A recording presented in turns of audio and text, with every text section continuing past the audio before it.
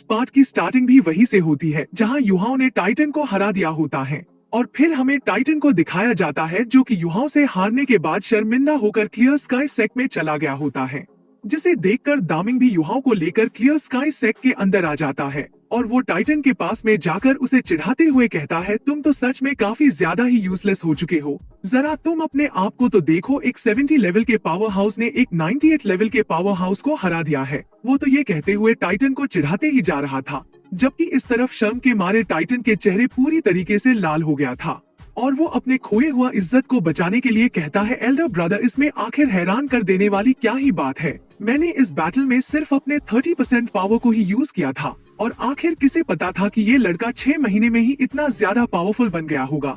अगर मैं सच बताऊं तो इसने मेरे स्पिरिट को भी सप्रेस कर दिया था और तो युहाओं मेरे ऊपर बिना रुके अटैक करते ही जा रहा था। बैटल स्टार्ट होने से पहले मैंने ये सोचा था कि ये लड़का मुझे बिल्कुल भी हर्ट कर नहीं पाएगा, इसलिए मैंने इसे थोड़ा सा चांस दिया था, जबकि इसके पास पता नहीं किस तरीके की एबिलिटीज थी जिसकी वजह से मेरी फिजिकल डिफेंस यूजलेस हो गई। और मैंने ये कभी भी नहीं सोचा था कि ये लड़का बस 6 महीने में ही इतना ज्यादा पावरफुल बन गया होगा। अगर हम इसके चेहरे को देखते हैं तो ये देखने में भी पूरी तरीके से चेंज हो गया है। टाइटन की इस बात को सुनकर दामिंग जवाब देते हुए कहता है, इसमें तुम्हें हैरान होने की कोई भी बात नहीं है, क्योंकि इस लड़के को हमारे सिस्टर के हस्बैंड ने चूज किया है और अगर ये कमजोर होता तो इसे तांग सन कभी भी चूज नहीं करता। और हाँ, अगर मैं सही टाइम में नहीं आता तो तुम काफी बड़े ट्रबल में पड़ जाते। ये कहने के साथ ही न्यू तियान युहाओं को दूसरे कमरे में रखकर चला जाता है और उसके बाद हमें 2 घंटे बाद का सीन दिखाया जाता है और 2 घंटे के बाद युहाओं भी जाग जाता है और उसे अपने पूरे बॉडी के अंदर काफी ज्यादा ही दर्द महसूस होता है और उसे कमजोर होने की फीलिंग्स भी आ रही थी। उसकी मसल्स और बोन पूरी तरीके से दर्द हो रही थी, जबकि उसकी सोल पावर पूरी तरीके से खत्म हो गई थी और अभी उसके पास थोड़ी सी भी एनर्जी नहीं बची थी। और जब युहाओं अपने आंखों को धीरे धीरे करके खोलता है तो वो वहाँ पे स्टोन सीलिंग को देख पा रहा था और इस टाइम में उसे कुछ चीजें मिसिंग हुआ फील होता है, इसलिए युहाओं पहले जो भी हुआ था उन सारी बातों को याद करने की कोशिश करता है और वो कहता है, ये पक्का से ही क्लियर स्काई सेक्ट होगा, क्या मैं इसके अंदर आ गया हूँ? और ये कहने के साथ ही वो सबकॉन्शियसली खड़े होने की कोशिश करता है, लेकिन इस मोमेंट में उसे पता चलता है उसकी एनर्जी पूरी तरीके से खत्म हो गई है और उसके पास खड़े होने की भी पावर नहीं बची है। युहाओं तो ऐसे ही स्ट्रगल करने लगा था खड़े होने के लिए, लेकिन तभी हमें किसी की आवाज सुनाई देती है जो कहती है, तुम हिलना बंद करो। और ये कहने के साथ ही वो रूम के अंदर एंटर होता है, जबकि युहाओं उसे देखते हुए ग्रीट करने की कोशिश करता है, लेकिन दामिंग चुपचाप युहाओं के सामने जाकर क्यूरियस होते हुए युहाओं को ध्यान से देखने लगता है। दामिंग को ऐसा करता देख युहाओं पूछता है, अंकल आखिर अंकल टाइटन कहाँ पे गए हैं और क्या मैंने उन्हें हरा दिया है? तो दामिंग जवाब देते हुए कहते हैं, तुम्हें अपनी पावर का अंदाजा भी नहीं है और ना ही तुम्हें अपनी लिमिट पता है, और आखिर तुम कैसे टाइटन को हरा पाते अगर वो तुम्हें मौका नहीं देता तो? अगर मैं सच बताऊं तो अगर टाइटन फुल पावर को यूज करता तो वो तुम्हें आसानी के साथ में हरा सकता था और तुम उसके सामने खड़े भी नहीं हो सकते थे। दामिंग की इस बात को सुनकर युहाओं थोड़ा सा उदास हो गया था और वो उदास होते हुए कहता है, अंकल मुझे पता है कि मेरी एबिलिटीज अभी भी कमजोर है और मैं अभी भी डोंगर को प्रोटेक्ट करने के लिए काबिल नहीं हूँ, लेकिन फिर भी आप मुझे डोंगर को देखने के लिए परमिशन दे दीजिए, मैं उसे काफी ज्यादा ही मिस करता हूँ। और जब युहाओं ये बातें न्यू तियान को बता रहा था तो युहाओं के इमोशंस नाजुक हो गए थे और उसे ऐसा लग रहा था कि जैसे कि कोई उसके दिल में चाकू मार रहा हो। युहाओं की इस सिचुएशन को देखकर दामिंग एक लंबी सांस के साथ कहते हैं, तुम अभी के लिए रेस्ट करो, लेकिन युहाओं उन्हें मना करते हुए कहता है, अंकल मैं पूरी तरीके से ठीक हूँ और मैं अभी भी डोंगर को देख सकता हूँ। ये कहने के साथ ही युहाओं खड़ा होता है, जिसे देखकर न्यू तियान काफी ज्यादा हैरान होते हैं, क्योंकि उसने युहाओं की बॉडी को चेक कर लिया था और इस टाइम में युहाओं की जगह में और कोई होता तो वो बिल्कुल भी खड़ा हो ही नहीं सकता था, लेकिन इस तरफ युहाओं खड़ा था। फिर न्यू तियान युहाओं को कहता है, तुम अभी के लिए यहीं आराम करो और जब तुम पूरी तरीके से रिकवर हो जाओगे तो तुम यहाँ से चले जाना। ये कहने के साथ ही वो स्पिरिचुअल पावर से युहाओं को लिटा देता है, जबकि युहाओं खड़ा होने के लिए स्ट्रगल करते हुए कहता है, अंकल प्लीज मुझे डोंगर को देखना है। तो दामिंग कहता है, ऐसा नहीं है कि मैं तुम्हें डोंगर से मिलाना नहीं चाहता हूँ, अगर मैं सच बताऊं तो अभी डोंगर यहाँ पर नहीं है, डोंगर को यहाँ से किसी ने ले जा चुका है, इसी वजह से ही हम तुम्हें क्लियर स्काई सेक्ट के अंदर आने देना नहीं चाहते थे। और हम युहाओं को देखते हैं जो काफी हैरानी से कहता है, क्या डोंगर यहाँ पे नहीं है और क्या डोंगर जाग गई है? तो दामिंग भी जवाब देते हुए कहते हैं हाँ ये सच है कि वो कुछ टाइम पहले जागी थी और उसके फादर पर्सनली यहाँ पे आए थे डोंगर की बीमारी को ठीक करने के लिए। लेकिन बीमारी को ठीक करने की वजह से इसमें उसके ब्रेन को भी इफेक्ट हुआ है, इसलिए वो जागने के बाद उसने सारी पुरानी बातों को भुला दिया है। अगर मैं आसान शब्द में कहूँ तो उसने अपनी सभी मेमोरीज को खो दिया है। वो तुम्हें भी भूल चुकी है, इसीलिए अब तुम्हें उसे ढूंढने की कोई भी जरूरत नहीं है। अगर तुमने उसे ढूंढ भी लिया तो भी वो तुम्हें पहचान नहीं पाएगी। दामिंग की इस बात को सुनकर युहाओ खुशी के मारे उछलने लगता है, लेकिन फिर भी दर्द की वजह से वो दोबारा से बेड में लेट जाता है। और गाइस युहाओ इस टाइम में थोड़ा सा एक्साइटेड दिखाई दे रहा था, जबकि इस तरफ दामिंग युहाओ की इस हरकत से काफी ज्यादा हैरान हो गए थे। इसलिए वो कहते हैं क्या तुम इसलिए खुश हो क्योंकि डोंगर ने तुम्हें भुला दिया है?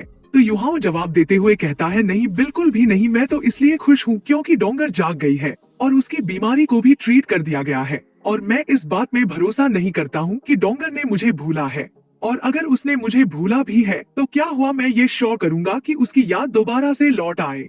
इसीलिए अंकल अभी वो कहाँ पे है, प्लीज आप मुझे ये बात बताइए, मैं उसकी मेमोरीज को रीगेन करने में मदद कर सकता हूँ। युहाओ की इस बात को सुनकर दामिंग के एक्सप्रेशन कोल्ड हो गए थे और वो कोल्ड वॉइस में कहते हैं मैं तुम्हें ऑलरेडी बता चुका हूँ कि वो अब पहले की वांग डोंगर नहीं है, और ना ही मुझे ये पता है कि उसके फादर उसे कहाँ पे ले गए हैं। और उससे भी बढ़कर अभी डोंगर अपने पुराने नाम को यूज नहीं कर रही है। युहाओ तुम एक मर्द हो और एक मर्द के पास एक इंस्पिरेशन होना ही चाहिए, इसलिए तुम सिर्फ रिलेशनशिप के चक्कर में ही नहीं पड़ सकते हो। इसलिए तुम रिकवर होने के बाद यहाँ से चले जाना, और अगर तुम्हें जानना है कि वो अभी कहाँ पे है तो पहले तुम्हें टाइटल डुलियो बनना होगा। सिर्फ तुम टाइटल डुलियो बनने के बाद ही मैं तुम्हें बताऊंगा कि वो कहाँ पे है, नहीं तो ये तुम्हारे लक में डिपेंड करेगा कि वो तुमसे मिल पाएगी या नहीं। ये कहने के साथ ही वो युहाओ की बातों को बिना सुने वहाँ से चले जाते हैं, जबकि इस तरफ युहाओ अपने आप को शांत करने की कोशिश कर रहा था और वो अंकल न्यू तियान की बताई हुई कुछ बातों को समझने की कोशिश कर रहा था, जैसे कि डोंगर अभी जाग चुकी है और उसकी बीमारी को भी ट्रीट कर दिया गया है, जो कि अनडाउटेडली काफी इम्पोर्टेंट चीज है। और अगर बात किया जाए तो पहले युहाओ को यही डर था डोंगर डीप स्लिप में वर्स्ट कंडीशन में होगी और वांग क्वियर जैसे युहाओ को छोड़ के चली गई थी वैसे ही डोंगर भी चली जाएगी। लेकिन जबकि अब डोंगर ठीक हो चुकी है तो उसकी सबसे बड़ी प्रॉब्लम सॉल्व हो गई है। वैसे तो अभी युहाओ डोंगर से मिल नहीं पाया था, लेकिन युहाओ इस टाइम में एक्सट्रीमली हैप्पी दिखाई दे रहा था। वैसे तो ये बैड न्यूज है कि डोंगर अपनी सारी मेमोरीज खो चुकी है, लेकिन ये उतना बड़ा मैटर भी नहीं था। उससे भी बढ़कर दामिंग ने डोंगर के पुराने नाम को मेंशन किया था और उसने कहा था कि डोंगर की नाम को चेंज कर दिया गया है। इसलिए युहाओ के दिल दिमाग में सिर्फ यही क्वेश्चन था, आखिर डोंगर वांग डोंगर नहीं है तो आखिर वो कौन है, और आखिर वो कहाँ पे गई है, और आखिरकार उसके फादर कौन है, और अगर उसके फादर थे तो अभी तक डोंगर ने उसके बारे में मेंशन क्यों नहीं किया, और डोंगर ने अभी तक युहाओ को उसके फादर और मदर के बारे में क्यों नहीं बताया था, और आखिर उसके फादर ने डोंगर को कहाँ पे ले गए हैं। युहाओ के दिमाग में तो इसी तरीके के क्वेश्चंस अपीयर हो रहे थे, लेकिन बुरी बात तो ये थी कि उसे उसके आंसर्स बिल्कुल भी नहीं मिल रहे थे। और अगर दामिंग की बात की जाए तो दामिंग उस टाइम में पूरी तरीके से डिटरमाइंड दिखाई दे रहे थे। और वैसे तो यहाँ पर युहाओ के पास दो चॉइसेस थी। पहला चॉइस यही है कि ये जितना हो सके उतना जल्दी 9th सोल रिंग में ब्रेक थ्रू करें।